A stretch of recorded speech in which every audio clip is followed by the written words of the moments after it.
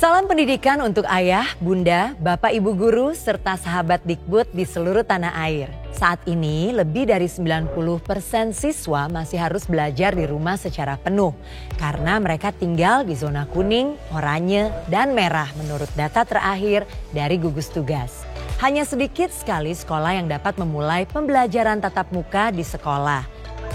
Namun, untuk sekolah yang sedikit sekali tersebut, pembelajaran tatap muka harus dipastikan dalam suasana aman. Selama 30 menit ke depan, saya Becky Tumewu akan menemani Anda semua di program Seru Belajar Kebiasaan Baru. Anak-anak berhak mendapatkan pendidikan yang layak walau di tengah pandemi. Namun, pembelajaran tatap muka di sekolah dapat meningkatkan risiko penularan COVID-19.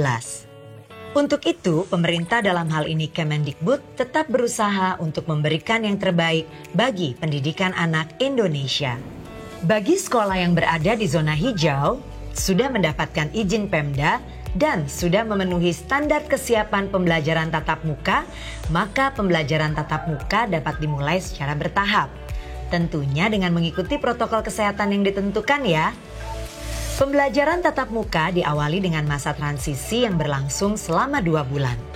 Jenjang yang boleh memulai pembelajaran tatap muka paling cepat adalah SMA, SMK, MA, MAK, SMP, dan MTS, yaitu di bulan Juli 2020. Sementara untuk SD, MI, dan SLB bisa dimulai paling cepat bulan September 2020. Untuk PAUD, paling cepat boleh dibuka bulan November 2020. Namun, jika zona hijau tersebut berubah menjadi zona kuning atau oranye atau merah, maka sekolah tersebut wajib ditutup dan prosesnya diulang kembali dari awal. Nah, sebelum lebih jauh, yuk kita simak pesan dari Mas Menteri. Dalam situasi COVID ini, yang terpenting adalah kesehatan dan keselamatan para murid-murid kita, guru-guru kita, dan keluarganya murid-murid kita. Dan prinsip dasar itulah yang kita gunakan. Makanya dalam paparan ini akan terlihat bahwa relaksasi dalam pembukaan sekolah ini dilakukan dengan cara yang paling konservatif yang bisa kita lakukan. Artinya ini merupakan cara terpelan untuk membuka sekolah sehingga keamanan itu diprioritaskan. Seperti yang saya telah informasikan sebelumnya, tahun ajaran 2020 dan 2021 itu tidak berubah jadwalnya. Tetap saja pada bulan Juli 2020 ya, tapi jadwal itu tidak berdampak kepada metode apa pembelajaran yang ada, maupun daring ataupun tatap muka. Jadinya kami tidak mengubah kalender pembelajaran. Tetapi kita telah mengambil keputusan di Kemendikbud untuk daerah dengan zona kuning, oranye, dan merah, yaitu zona-zona yang telah didesignasikan oleh gugus tugas yang punya resiko COVID dan penyebaran COVID, itu dilarang saat ini melakukan pembelajaran tatap muka di satuan pendidikan.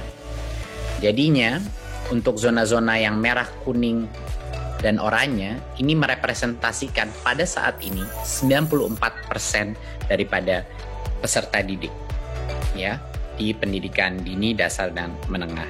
94% daripada peserta didik kita tidak diperkenankan untuk melakukan pembelajaran tatap muka. Jadinya masih belajar dari rumah. Ya. Yang 6% yaitu yang di zona hijau, itulah yang kami memperbolehkan pemerintah daerah untuk melakukan pembelajaran tatap muka tetapi dengan protokol yang sangat ketat. Berikut ini adalah proses pengambilan keputusan dimulainya pembelajaran tatap muka. Jadi, sudah tahu kan apabila gugus tugas COVID-19 nasional menyatakan bahwa sebuah daerah tersebut sudah masuk zona hijau, maka kepala daerah dengan persetujuan gugus tugas daerah dapat mengizinkan pembelajaran tatap muka di daerahnya. Sesudah mendapat izin, sekolah harus mampu penuhi semua daftar periksa dan siap pembelajaran tatap muka. Daftar kesiapan diantaranya adalah 1. Tersedia sarana sanitasi seperti toilet bersih, tempat cuci tangan, hand sanitizer, dan disinfektan. 2. Tersedia akses fasilitas layanan kesehatan. 3. Siap menerapkan area wajib masker di sekolah. 4. Memiliki termogan untuk mengukur suhu tubuh warga sekolah. 5. Mampu memetakan warga sekolah yang tidak boleh melakukan kegiatan di sekolah, yaitu yang memiliki kondisi medis penyerta atau comorbidity yang tidak terkontrol. Kedua, tidak memiliki akses transportasi yang memungkinkan penerapan jaga jarak. Ketiga, memiliki riwayat perjalanan dari zona kuning, oranye, dan merah atau riwayat kontak dengan orang terkonfirmasi positif COVID-19 dan belum menyelesaikan isolasi mandiri selama 14 hari. Membuat kesepakatan bersama komite sekolah untuk memulai pembelajaran tatap muka. Jika semua sudah memberikan izin, barulah pembelajaran tatap muka bisa dimulai. Nah, untuk orang tua atau wali siswa harus memeriksa kesiapan kesehatan lahir batin anak-anak untuk bisa mengikuti pembelajaran tatap muka di sekolah. Jika orang tua menilai bahwa siswa belum siap, maka orang tua boleh loh memutuskan bagi anak untuk tetap belajar dari rumah. Walaupun pemerintah sudah mempersiapkan panduan pola pembelajaran tahun ajaran baru secara matang, keterlibatan masyarakat juga tetap harus ada, terutama para orang tua, guru, kepala sekolah, para pelajar, dan juga masyarakat sekitar. Masih banyak lagi hal yang akan kita bahas mengenai persiapan menuju program Seru Belajar Kebiasaan Baru di segmen berikutnya. Karena itu, jangan kemana-mana dulu.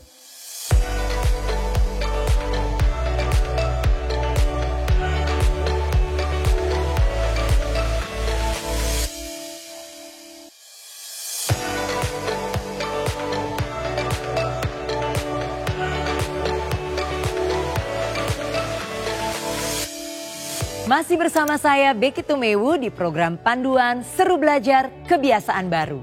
Nah, jadi tidak semua sekolah boleh melakukan pembelajaran tatap muka ya. Khusus untuk sekolah yang berada di zona hijau, telah mendapat izin dari Pemda atau Kanwil atau kantor Kemenak, serta memenuhi semua daftar periksa kesiapan, maka boleh memulai pembelajaran tatap muka. Tapi hal terpenting nih yang harus diutamakan adalah kesehatan dan keselamatan anak-anak kita. Untuk lebih jelasnya, berikut ini ada pesan-pesan dari gugus tugas COVID-19.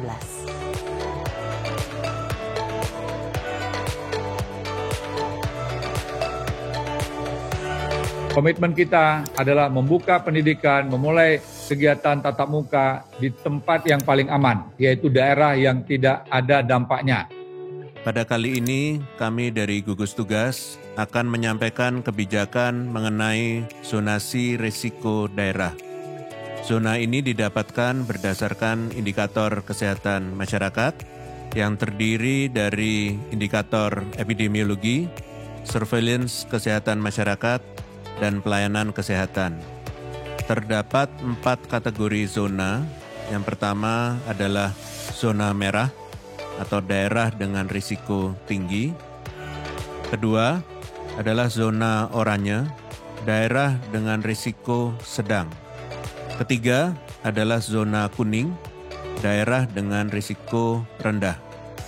Keempat adalah zona hijau, daerah tidak terdampak. Zonasi ini bersifat dinamis, dapat berubah setiap waktu, sesuai dengan data yang tergambarkan dari indikator kesehatan masyarakat di masing-masing daerah. Kepatuhan dan kedisiplinan masyarakat dalam menjalani protokol kesehatan menjadi kunci untuk masyarakat beraktivitas produktif dan aman COVID-19. Nah, kita sudah mendengar ya Pesan dari gugus tugas COVID-19. Berikut adalah penjelasan arti zona hijau, kuning, oranye, dan merah. Zona hijau artinya tidak ditemukannya kasus positif baru di daerah tersebut. Tingkat penyebaran COVID-19 terkontrol, tetapi resiko penyebaran tetap ada di tempat-tempat isolasi. Zona kuning artinya ditemukan kasus positif di daerah tersebut. Transmisi tingkat rumah tangga dan imported case bisa terjadi. Klaster penyebaran terkendali dan tidak bertambah. Zona oranye artinya daerah yang memungkinkan transmisi lokal dan transmisi dari imported case bisa terjadi dengan cepat. Klaster-klaster baru mungkin bertambah. Dan zona merah artinya daerah dengan transmisi lokal yang sudah terjadi dengan cepat. Wabah menyebar secara luas dan banyak klaster-klaster baru. Buat yang sudah kangen dengan teman-teman, dengan Bapak Ibu guru, harus sabar dulu karena risiko tertular COVID-19 masih sangat besar. Kita harus mengutamakan kesehatan dan keselamatan anak-anak kita semua. Untuk sekolah yang sudah diputuskan untuk dapat memulai pembelajaran tatap muka, tetap harus memperhatikan protokol kesehatan sesuai dengan ketentuan yang berlaku. Terkait hal tersebut, Kemendikbud mengacu pada Kementerian Kesehatan telah mempersiapkan panduan tentang apa dan bagaimana prosedur yang harus disiapkan sekolah untuk memulai pembelajaran tatap muka. Panduan ini akan dikemas dalam bentuk komunikasi yang menarik. Seperti apa sih? Yuk kita lihat bersama-sama.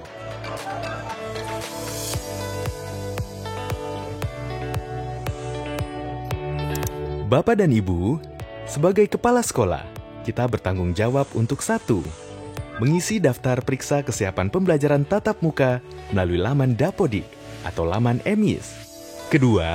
Membuat rencana kegiatan dan anggaran sekolah RKAS terkait persiapan pembelajaran tatap muka. 3. Menginformasikan kepada Dinas Pendidikan, Pemda, Kanwil, kantor Kemenak setempat jika ada warga sekolah di wilayah kerja yang terkonfirmasi positif COVID-19.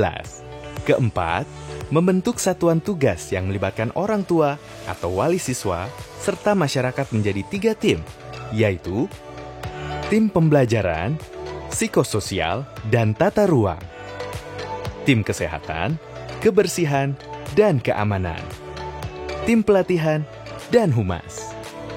Tim pembelajaran psikososial dan tata ruang bertugas untuk 1. Membagi siswa tiap kelas ke dalam kelompok belajar sesuai ketentuan masa transisi dan menentukan pembagian jadwal tatap mukanya. 2. Melakukan pengaturan tata letak ruangan dengan memperhatikan jarak minimal 1,5 meter dan memastikan adanya sirkulasi udara yang baik. 3. Melakukan pengaturan lalu lintas satu arah di lorong atau koridor dan tangga sekolah. 4. Menerapkan mekanisme pencegahan perundungan bagi warga sekolah yang terstigma COVID-19. 5. Mempersiapkan layanan bantuan psikologi bagi seluruh warga sekolah, antara lain menugaskan guru bimbingan konseling atau wali kelas atau guru lainnya sebagai penanggung jawab. Mendata kontak layanan dukungan psikososial yang tersedia.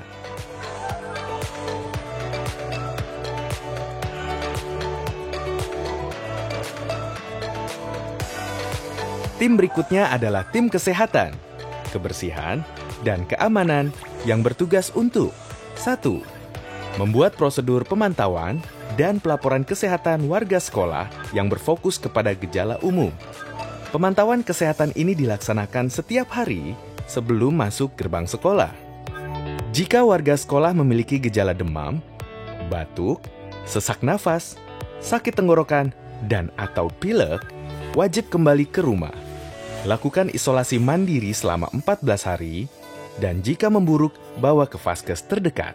Jika warga sekolah teridentifikasi punya riwayat kontak dengan orang terkonfirmasi positif COVID-19, tim menghubungi keluarga atau orang terdekat agar diantar ke vaskes terdekat.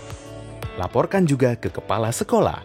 Jika terdapat orang yang serumah dengan warga sekolah teridentifikasi gejala COVID-19, maka tim ini harus melapor ke kepala sekolah dan minta warga sekolah tersebut untuk isolasi mandiri selama 14 hari. Jika terdapat warga sekolah yang tidak hadir karena sakit dan memiliki gejala demam, batuk, sesak nafas, sakit tenggorokan, dan atau pilek, maka tim ini harus melaporkan kepada kepala sekolah serta minta warga tersebut untuk isolasi mandiri selama 14 hari. Isolasi mandiri warga sekolah harus dipantau dan dilaporkan setiap hari kepada kepala sekolah. Hasil pemantauan kesehatan dan ketidakhadiran warga sekolah direkap dan dilaporkan setiap hari kepada sekolah.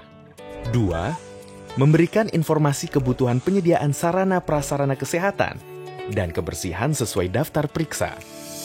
3. Memastikan pembersihan dan disinfeksi sekolah setiap hari selama seminggu sebelum penyelenggaraan pembelajaran tatap muka dan setiap hari setelahnya. 4. Membuat prosedur pengaturan pedagang kaki lima dan warung makanan di sekitar lingkungan sekolah. Pada masa transisi, pedagang kaki lima dan warung di sekitar sekolah dilarang beroperasi. Pastikan juga tim berkoordinasi dengan aparatur daerah setempat untuk mengawasi dan menertibkan pedagang kaki lima dan warung makanan.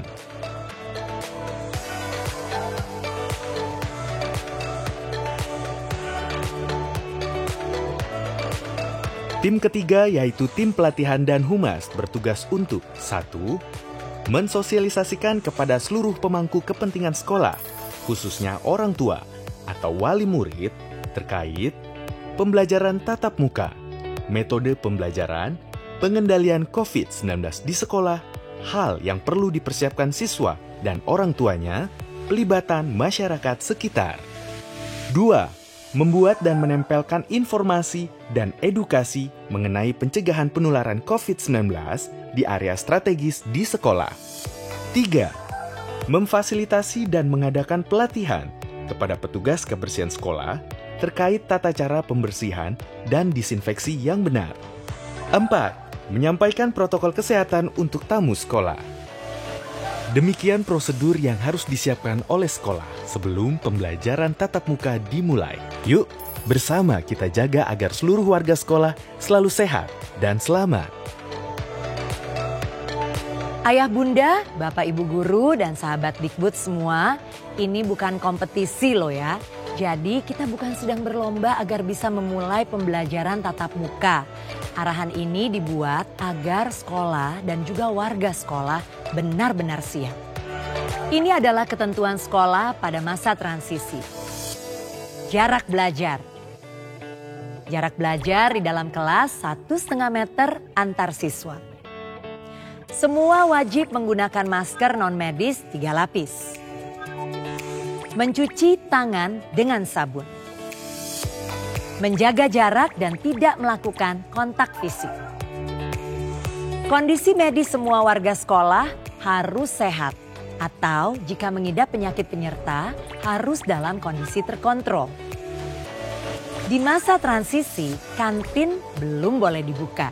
Jadi disarankan untuk semua membawa bekal makanan dari rumah. Kegiatan olahraga dan ekstrakurikuler belum diperbolehkan untuk sementara waktu. Tapi tetap lakukan aktivitas fisik di rumah ya. Kegiatan yang mengumpulkan banyak orang seperti pertemuan orang tua murid, masa orientasi sekolah tidak boleh dilakukan dulu. Nah, masih ada beberapa hal yang harus kita perhatikan. Karena itu jangan kemana-mana.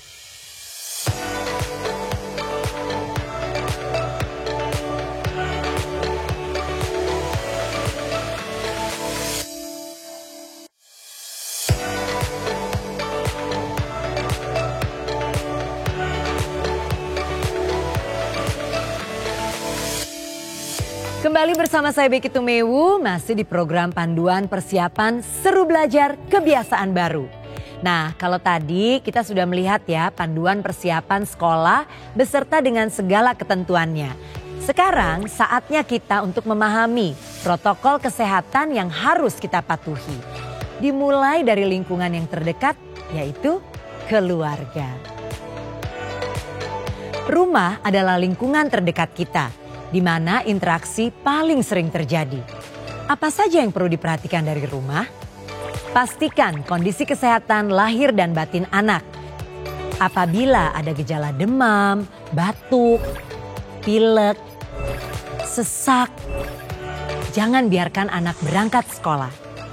Dan jika anak takut untuk keluar rumah, jangan dipaksakan. Siapkan masker non-medis 3 lapis dan tempat masker kotor. Bekal makan bernutrisi termasuk perlengkapan makan dan minum.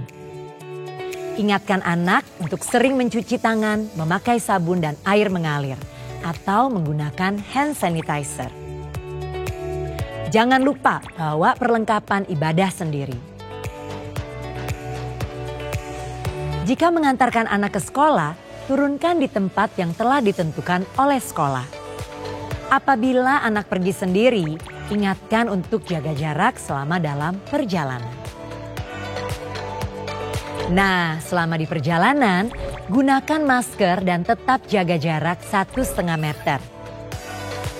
Hindari menyentuh permukaan benda-benda, tidak menyentuh hidung, mata, dan mulut. Serta menjaga etika batuk dan bersin. Bersihkan tangan sebelum dan sesudah menggunakan transportasi publik atau antar jemput. Sebelum memasuki gerbang sekolah, pengantaran dilakukan di lokasi yang telah ditentukan. Ikuti pemeriksaan suhu badan yang dilakukan oleh pihak sekolah. Cuci tangan pakai sabun sebelum memasuki gerbang sekolah dan ruang kelas. Untuk tamu, mengikuti protokol kesehatan di sekolah. Selama kegiatan belajar mengajar, gunakan masker dan terapkan jaga jarak minimal 1,5 meter. Gunakan alat belajar, alat musik, dan alat makan minum pribadi. Dilarang pinjam-meminjam peralatan. Jika badan terasa kurang sehat, segera lapor pada guru. Setelah sekolah selesai, cuci tangan pakai sabun sebelum meninggalkan ruang kelas. Keluar ruangan dan sekolah dengan berbaris sambil menerapkan jaga jarak. Apabila dijemput orang tua, penjemput menunggu di lokasi yang sudah disediakan dan melakukan jaga jarak. Bila pulang sendiri, harap diingatkan untuk selalu jaga jarak dan tidak bergerombol. Selama perjalanan pulang, gunakan masker dan tetap jaga jarak 1,5 meter.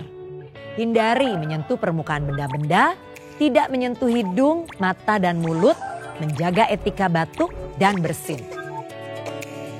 Bersihkan tangan sebelum dan sesudah menggunakan transportasi publik atau antar jemput.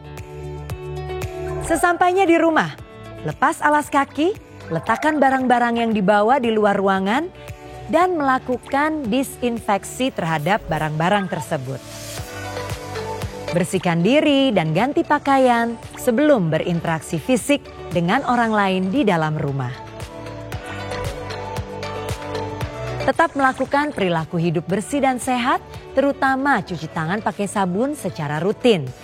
Jika mengalami gejala demam, batuk, pilek, dan sesak setelah kembali dari sekolah, lakukan karantina mandiri dan laporkan pada tim kesehatan sekolah. Baik, ayah, bunda, bapak, ibu guru, dan sahabat Dikbud semua, masih ada lagi protokol yang lebih khusus untuk lingkungan sekolah seperti bagaimana jika kita berada di lorong sekolah, perpustakaan, ruang praktikum, dan lain sebagainya. Untuk lebih jelasnya, silahkan akses situs berikut ini. Terima kasih telah mengikuti program Seru Belajar Kebiasaan Baru bersama Kementerian Pendidikan dan Kebudayaan Republik Indonesia. Mari bersama-sama kita pastikan agar anak-anak kita bisa belajar dengan sehat dan selamat. Saya Becky Tumeu mohon undur diri, salam pendidikan.